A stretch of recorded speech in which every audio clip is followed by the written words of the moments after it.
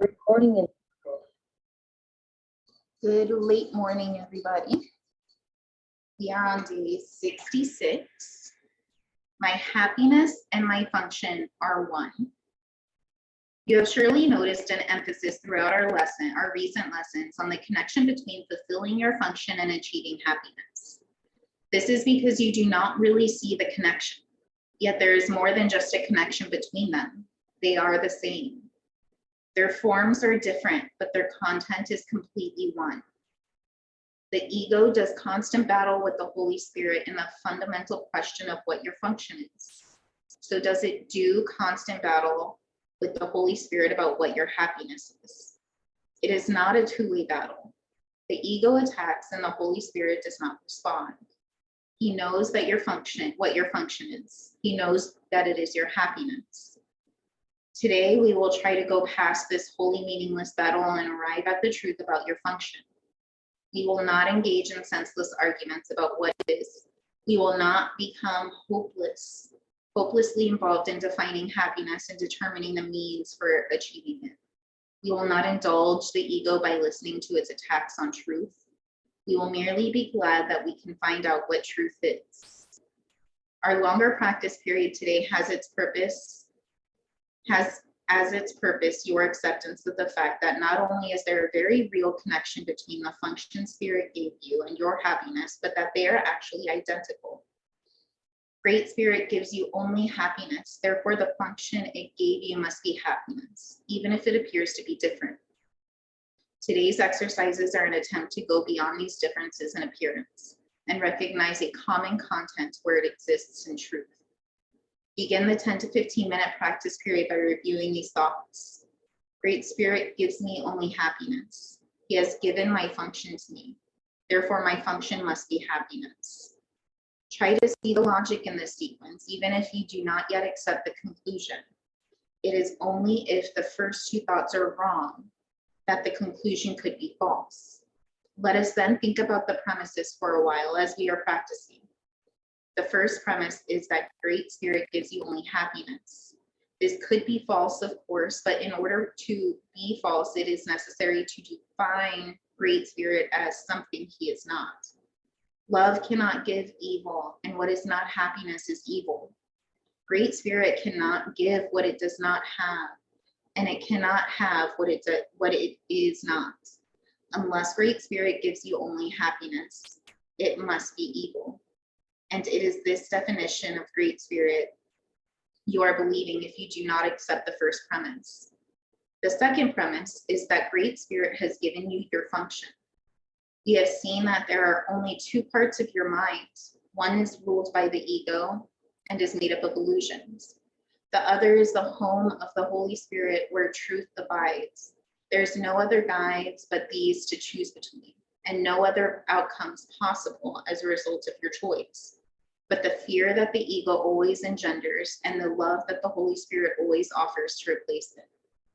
Thus it must be that your function is established by Great Spirit through its voice, or is made by the ego, which you have made to replace Great Spirit, which is true. Unless Great Spirit gave your function to you, it must be the gift of the ego. Does the ego really have gifts to give, being itself an illusion and offering only the illusion of gifts? Think about this during the longer practice period today.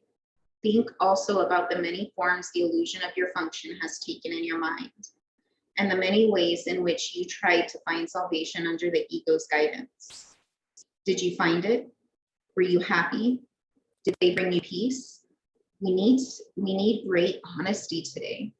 Remember the outcomes fairly, and consider also whether it was ever reasonable to expect happiness from anything the ego ever proposed. Yet the ego is the only alternative to the Holy Spirit's voice. You will listen to madness or hear the truth. Try to make this choice as you think about the premises on which our conclusion rests. We can share in this conclusion, but in no other. For Great Spirit itself shares it with us. Today's idea is another giant stride in the perception of the same as the same, and the different as different. On one side stands all illusion, all truth stands on the other, Let us try today to realize that only the truth is true. In the shorter practice periods, which would be most helpful today if undertaken twice an hour, this form of the application is suggested. My happiness and function are one because Great Spirit has given me both. It will not take more than a minute and probably less to repeat these words slowly and think about them a little while as you say them.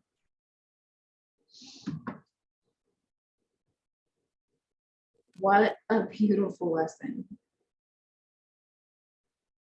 How many times do we fall into the belief that we must work hard, that we must suffer, that we must sacrifice in order for something to be important and worthy and the right thing? How many times do we believe we need to suffer and sacrifice and weather sadness and pain and hurt because the relationship's important? This isn't saying that anytime there's struggle, we leave or walk away. But what this is saying is that the struggle is not our purpose. Find the ease, find the peace, find the happiness. That is our purpose. That is our function. And in that is where we find alignment, where we're able to share our purpose, share our wisdom, live in our function, live in love. Fear and insecurity and upset are guides telling us we are not in the essence of our purpose. We are not acting in alignment with our function. It's a guide to shift perspectives, flip beliefs, release what doesn't serve us, embrace what does. Being in fear and insecurity is telling us that we're embracing what no longer serves us and it's time to let go. The ego tells us that it shows us what's not meant for us anymore. The anxiety, the depression, the anger, the frustration is telling us we are believing beliefs and embodying identities that don't work for us anymore. All of those feelings of resistance and intense low vibration emotions or restrictions, all of that is telling us it's time to let go. And if we take some time to sit with what's being given to us, it will tell us what we need to let go of.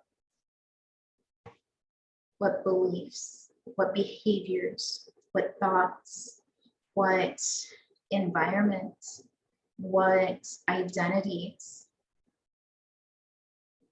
are blocking us, because that's what that resistance is. That's what that struggle is us blocking ourselves by holding on to something that's not meant for us anymore. And I'm not talking about holding on to something on the outside. I'm talking about holding on to something on the inside. Holding on to the things that create our reality, that are creating a reality that doesn't fit us anymore, that isn't meant for us anymore. Holding on to the belief that we're unsafe, so we need to act in accordance with that and protect ourselves, doesn't fit us in this moment. It fit us in the past when we were experiencing trauma, when we were experiencing pain, when for some of us, it really was a matter of life and death, of physical and mental safety to put those behaviors into place. But the pain is not now. Love is now. The insecurity and the unsafety, the danger is not now. Peace, safety, security is right here, right now. Which is why when we act from the space of fear, it is such a conflict, because we're acting from fear choosing our behaviors from a place of insecurity when we are in safety and security. They don't fit together. And so oftentimes we hold on to those behaviors because they've been with us our entire lives. And they kept us safe in some of the most dangerous times of our life. And we're afraid that if we let them go, we'll be back in that danger.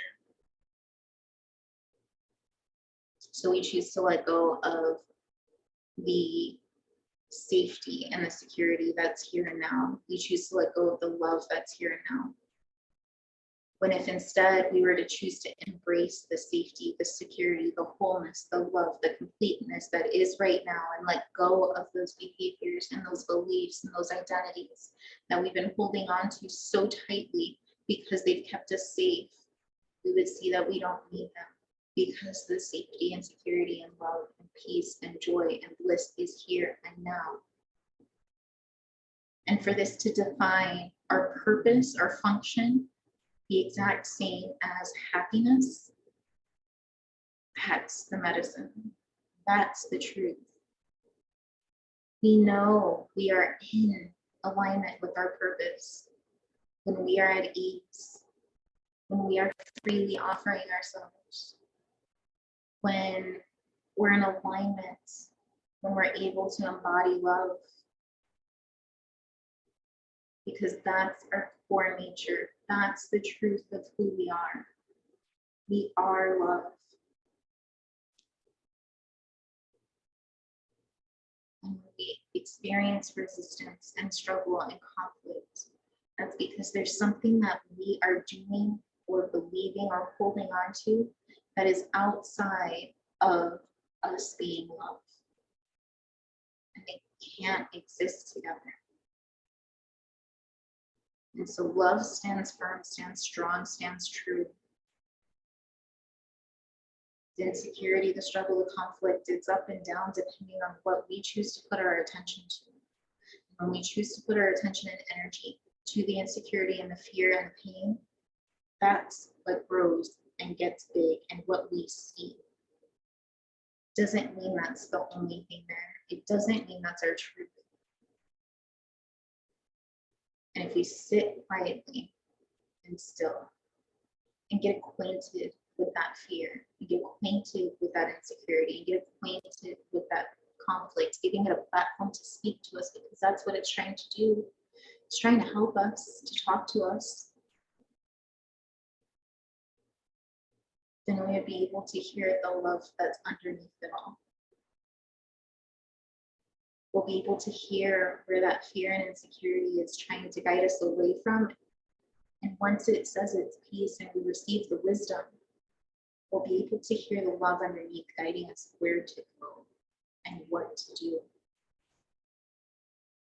It's all love. It's our perception that needs to shift so we can see it.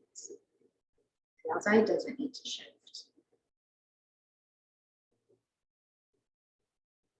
What a beautiful lesson. Okay, guys, have a wonderful day.